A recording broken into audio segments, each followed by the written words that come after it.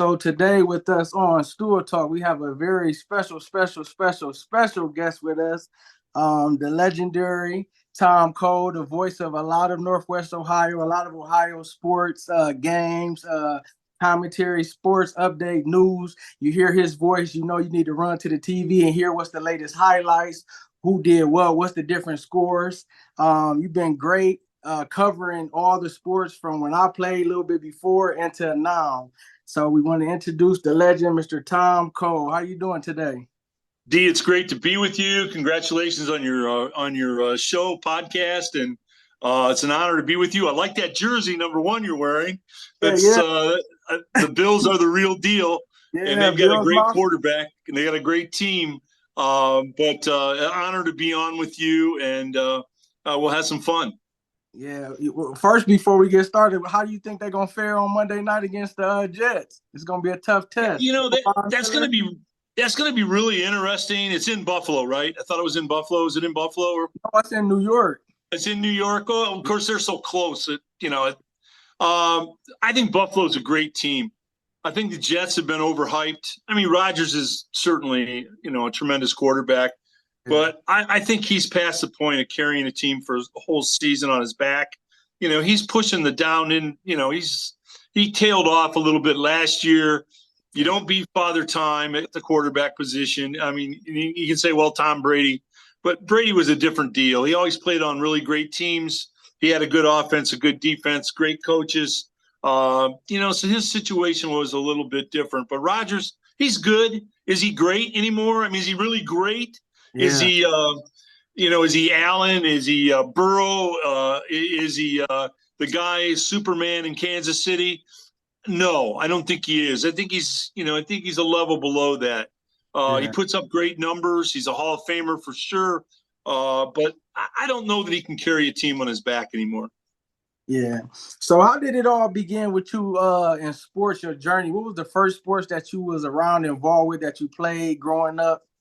Yeah, I had kind of an interesting start when I played football back. They weren't wearing helmets or anything. It was a million years ago, right? But when I started, it was full pads. I think in the fourth grade, it was Mhm. full, contact go football in the fourth grade. That was probably pretty early to start football, but I did. I loved it, and then had the opportunity to go to St. John's Jesuit High School and be their first. I was in their first class to go through the school. They did kind of an interesting thing. They started with freshmen, nobody Uh-huh. in the building but freshmen. Then the next year they added another freshman class. Then they Wow. added another freshman class. So we were always the top dog. We never Yeah. got stuffed in a locker or nobody picking on you or it was a unique experience. And our freshman year we went undefeated and played a full city league schedule, which that was pretty cool. Our sophomore year we played a JV junior varsity schedule. We didn't have any juniors. Yeah. And a lot of teams did, and we went 6-4. We did okay. Then our junior year, we played again a full city league schedule in the city league with no seniors, and that was rougher. We went 4-6, and then our senior year, all four classes we played in the city league. We went 6-4, but we played for the Blue Division Championship in the Glass Bowl, and we lost to St. Francis. But to get there from a new start school, sports, Yeah. starting a new school, nobody wins. I mean, it takes a while to get tradition, to get a history, have seniors around. So we did pretty well. So I was pretty proud of that, actually. Did y'all got any pictures or any team photos inside the school still to this day? You're on top of this stuff. I taught and coached their the president who's there, Mark Swinkowski. He's a great guy. He was a really good football player. Played at Air Force. Now he's back as president of St. John's. Great guy. And he is starting a whole wing in the school to a room to show the history of the early days. And he Yeah. was showing me some pictures and articles in the school newspaper and stuff. It was kind of weird to read and see it, but it's cool. Yeah. So after that, did you go to college? Did you play sports in college? I did. Kind of a tragic story in a way, certainly in one way, and then a really good story for me in another way. I had gotten a walk-on opportunity in Indiana. Um, Indiana in '68, which was my senior year, they were on the cover of Sports Illustrated. They won the Rose Bowl. I mean, they were good.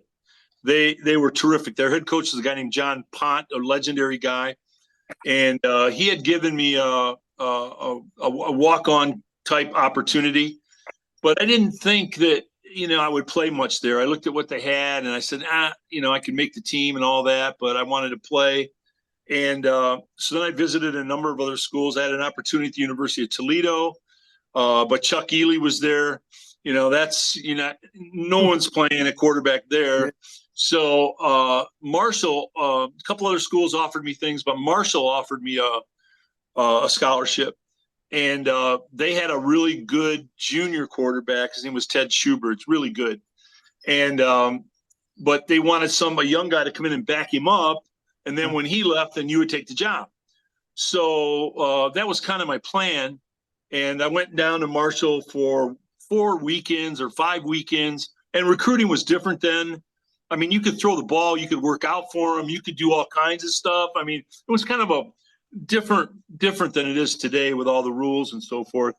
But I had signed to go there. I was going, and then on the way home from Huntington, West Virginia, my dad had taken me, and he wanted to get a hamburger, so we stopped in Delaware, Ohio. I didn't know Delaware, Ohio from a hole in the wall, and we stopped in at this little restaurant called the L&K in Delaware. It's still there, a different name, but it's still there. And we got a hamburger. I was wearing my St. John's varsity jacket, and in a guy comes, and he comes up to me. He said, "What school do you play for?" And I said, "St. John's."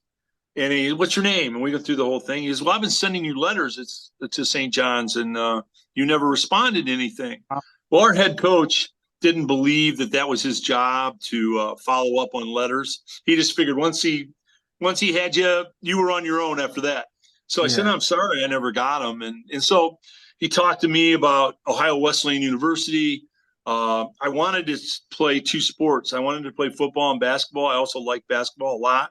I played at St. John's too. And I knew I couldn't do that in Indiana. I knew I couldn't do it in the MAC at Marshall. But he said you could play both sports. It'd be no problem. Get a great education. And he sold my dad, sold me. So that night we changed. Instead of going to Marshall, I went to Ohio Wesleyan. And then a year later, they had the tragic plane crash that killed all the Marshall kids. And I would have been on that plane. I would have been there. So I knew God, most of the God was I knew most of those guys from all the visits, and so it was a real tragedy. But I had switched then to Ohio Wesleyan just in that one night.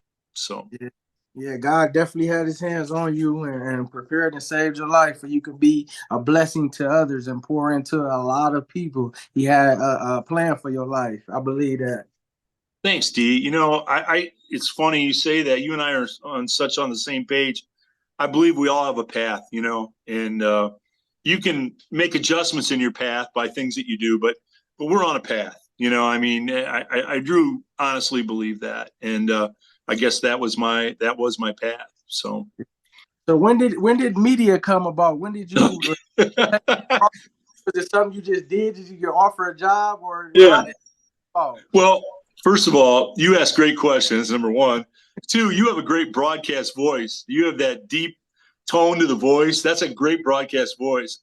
D, it really was for me. It was just I was just speaking the other day. Somebody asked me to speak at an event, and they ask you to capsulize your career or whatever. And then here's the subject of my talk, and mine was dumb luck. My whole career has been dumb luck. I mean, totally, D. I'm not kidding you. Totally dumb luck. I was the offensive coordinator at St. John's under a guy named Fred Beyer, who's a legendary coach. He's in every Hall of Fame in America. And he was a quarterback coach, wide receiver coach, and I called plays.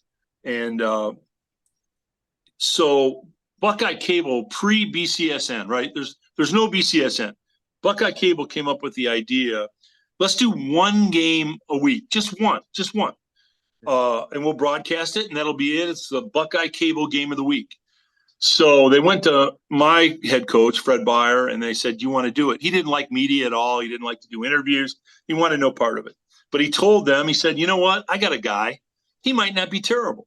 So Fred gave him my name. Buckeye came to me and said, "You want to do the Buckeye Game of the Week? One game." So I did it for 6 years.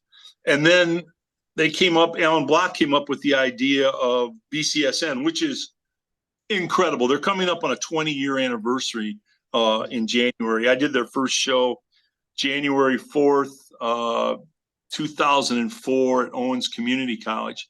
And there's nothing like BCSN in the country. I mean, locally, as far as sports, and I'm not, trying to brag on them. It's just a fact. Nobody has BCSN. Everybody wants it, but nobody has it. And Toledo's got it. So when BCSN was going to start, honestly, D, they came to me and they said exactly the same thing. "Hey, you're here. You do our one game of the week. You're not terrible. Do you want to do BCSN?" And, my mom always told me, much smarter than I am, always told me, when opportunity is presented to you, say yes. You don't know. The worst thing that happens is you find out you can't do it, So I said yes, and that turned into a 20-year career. Well, 26 if you count the other. When did you start the game of the week with Buckeye? What year? Buckeye, boy. Well, BCSN started in 2004. So 6 years in front of that was the start of the game of the week for Buckeye.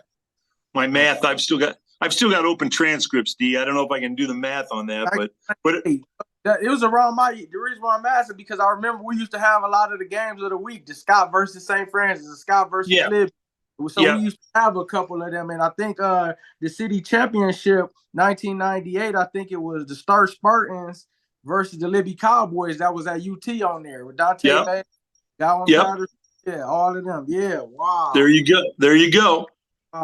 So as you started doing this and you started being a broadcaster, did you have a knack for it? Did you learn on the job, or when did it come? Because with you commentating, you're in the game. Like you bring people, if they're listening, you bring them in and they can see everything, or if they watching, you make everything that's going on more closer and more to where they can understand it. Where did that come about? Well, D, I think it's probably the same reason you're having success on your program, because a lot of times young people will ask what is the key to that? And I think it really is one word, which you have: authentic. Yeah. You're being yourself. You're not trying to copy somebody. You're not trying to do a shtick. There's only one Stephen A, right? A lot of people try to be Stephen A. They scream and yell and do all this stuff. Hey, Stephen A is great, but you can't be Stephen A. But there's a power in being who you are. It's real. It's authentic. I think the camera really loves somebody that is real. And the camera also reveals if you're not real, if you're fake or phony or what, the camera shows that too. So I think being authentic, I came from a teaching background, D. I taught for, 25 years in the classroom. So I was used to presenting ideas, lecturing, used to talking. And if you brought my wife into the podcast, who's much smarter than I am, she'd say, I never shut up. I talk all the time. So, I enjoy talking to people. I'm like you, I've always enjoyed football. And I've always believed, D, that the best thing about football is being able to play. Okay. And that's number one. When you're too old and you can't play anymore, the next best thing is to coach. I coached for 30 years in high school and college. Well, when you can't coach anymore, the next best thing is to broadcast games. And I don't know what comes after broadcasting games. Well, I do. I've written sports books, so I guess that's the fourth thing. Yeah, going on a tour. You brought up something that was in my notes as well. You can tell we're on the same thing. When you talk about the Stephen A's and you talk about the Skip Baylesses, what do you think about the world sports world turning into debate shows versus just the regular ESPN where they're showing the news, they're talking about it? What do you think about the debate format? Is it good, or does it have everybody opinionated? Is it taking stuff down? Is it watering down? What's your thoughts on that? Yeah, You know, I had the privilege to do a show on BCSN called Rant and Rage with Frank Corso, who was the sports editor of the Blade. We did it for 7 or 8 years, and Frank was an extremely knowledgeable guy about sports, but we differed on every opinion. So it kind of made for a yin and yang on the show. You know, he'd say one thing, and I actually believed the other, and it wasn't contrived, it wasn't fake. When we really disagreed on pretty much everything on sports so it made for, I think, a kind of an interesting show. I don't like the screaming and yelling. I've never been a screamer or yeller. I like to, if you can be funny, I think that's a good thing. I think if you can be insightful, I think you should make people think. If you come up with an insight that, let's say, nobody else has, that catches somebody's attention. Hey, I didn't realize that, or I never looked at it that way. Anybody can be Captain Obvious and just do the obvious things. Mahomes is the greatest quarterback on the planet right now, or Burrow's second, or whatever. Yeah, no kidding. Give me another insight. Give me somebody that's not that great now, but is going to be in 3 years. Who is that quarterback? Make me think. Give me something different. Just don't process the same stuff again and again and again. Do intelligent, smart things. And sometimes I think they want ratings, so they're just going to yell at each other and scream and put people down. And make me think. I want you to make me think. Yeah. So this is a question I always thought of. I'm going to ask you now because it's later on. It's not a bad thing because you still serving Toledo and Northwest Ohio and all the surrounding cities. What made you stay put? Because I know you had another opportunities of people wanting to sign you, wanting to bring you on, right. maybe college or the other level. What made you stay true to say, no, I'm going to stay here and build what I got and just dominate and be at a high level on this stage that I'm at? Yeah, that's again a great question. I was privileged. I did all the Bowling Green football on ESPN. So I was on ESPN3, which was very cool. I did all the Bowling Green basketball for years on ESPN3. I did some UT football on ESPN3. I think it was my age, D. I got into this career. Nobody starts a broadcast career at 50. I basically started it at 50. So, or a little bit younger, maybe 40, 45. But you don't start a career in broadcasting. You started at 25, not 45. So I started late. I was so fortunate to get an opportunity. And, my kids were here in town. My grandkids are here. My roots are here. I wasn't going to move everybody, pack up. And so just because of my ego, maybe I wanted to be in ESPN Central and try to do something. I was happy here in town, and this. You're really good at this. An interview's an interview. I don't care who I interview. I enjoy interviewing people. It doesn't have to be the biggest name in sports. Only I've been privileged to interview a lot of them, but people I find are interesting, and I enjoy the process. And I enjoyed what BCSN stood for. Profiling like great student athletes like yourself and your teammates, being positive about it, always finding a way to be positive, encouraging the kids, encouraging the coaches. I was always drawn to that. Yeah. What do you think about, or have you thought about this? You didn't broadcast different players, and now their kids are playing, and some grandkids are playing, and you still there. How does that sink in that you've been around that long and you've seen generation to generation? How does that come about these days? It's that's another great question here. It's interesting, D. When I was coaching, first class at St. John's, freshman year in 1965. As a freshman, I played with a fellow named Doug Rowlands, good football player, great guy. I ended up coaching his son when I was coaching at St. John's. And he looked just like his dad. They were identicals, right? So I'm getting these flashbacks of, I played football with your dad. Now I'm coaching, and then on BCSN, I coached, or I've broadcast the dad's games, the son's games, and in some respects, I broadcast the grandkids' games. So that is it just tells you you've been fortunate to be around so long. That's a cool thing, and I really appreciate the opportunity. Yeah. Last couple questions, we'll get you out of here. What does family mean to you? The other day, just me getting ready and preparing for the interview, I seen you. I don't know if you were at a league, you were at it was basketball in the gym, or it might have been a ceremony or something, but you was interviewing a lady, and just how you were interacting with her, I would have thought she was somebody famous. I always see you interacting with fans, different people on the side, players, parents, their grandmother, the relatives. Like you have that love for it, that passion. Where did that come from? Or is that just inside of you? Well, I think D that, and you'll have this doing your podcast and doing your Zooms. I think it's when someone's willing to give you their time, right? Yeah. You respect that. And I think a mistake that people make when they interview, sometimes some people get full of themselves in the camera. You know what I mean? They think it's, hey, tune into me and it's about me and watch me and here. It's never about you. It's always about the person that you're interviewing. Take it off of you, focus on them, and draw the best out of them that you possibly can, because everybody has a story, and it's there.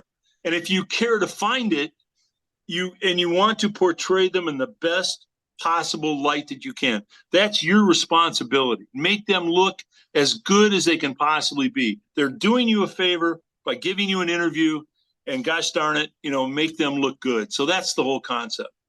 Yeah.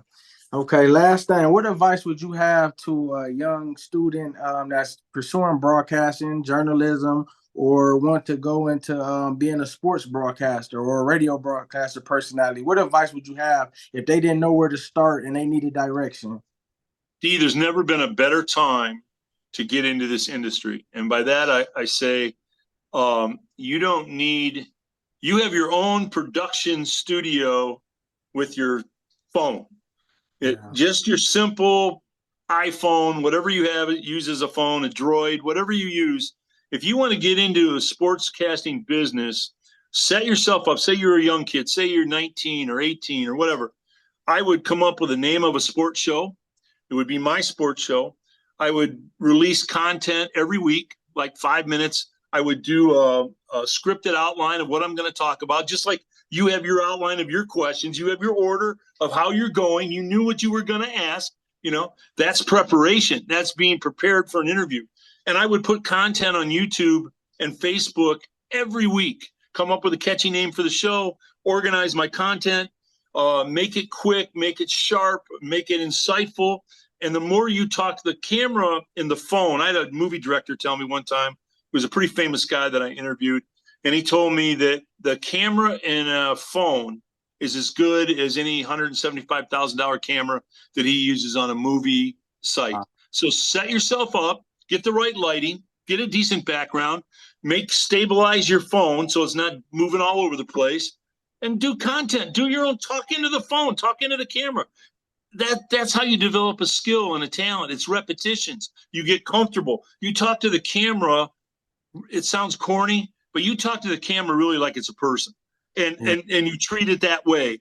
And then be authentic like you are, be honest, have integrity, and have the best intentions, and you'll get into the broadcasting business. Wow, you just gave me a couple ideas. See, you still dropping gems at this. See,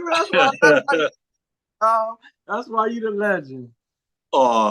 Man. It's certainly, I appreciate you thinking of me. I know what a great athlete you were, and a great teammate, and a good person, and it's an honor to catch up with you. Yeah, sure. So it's been great. Once again, ladies and gentlemen, the legendary Tom Cole. You'll hear him and you'll see him around Northwest Ohio, calling all the games, interviewing all the players and all the people that need to be known and talked about. We appreciate you joining us for this time. It was totally my honor. Thanks so much. Yeah, thank you.